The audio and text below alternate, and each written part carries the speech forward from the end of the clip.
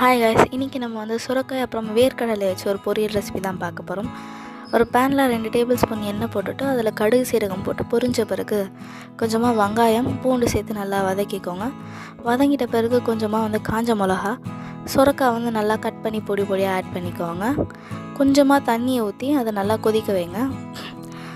அது கூடவே கொஞ்சம் உப்பு பெருங்காயம் போட்டு நல்லா வந்து கொதிக்க வச்சுருங்க. காய் வந்து வெந்துட்டு இருந்தது அப்படின்னா வந்து வேர்க்கடலை, வறுத்த வேர்க்கடலையை வந்து ஒரு மிக்ஸி ஜாரில் போட்டு நல்லா கொரகொரப்பாக அரைச்சி இதில் சேர்த்துக்கோங்க. சேர்த்துட்டு உடனே இறக்கிடுங்க. கலந்துட்டு நல்லா ரொம்பவே டேஸ்டான சுரக்காய் வேர்க்கடலை பொரியல் வந்து ரெடி ஆகிடுச்சு.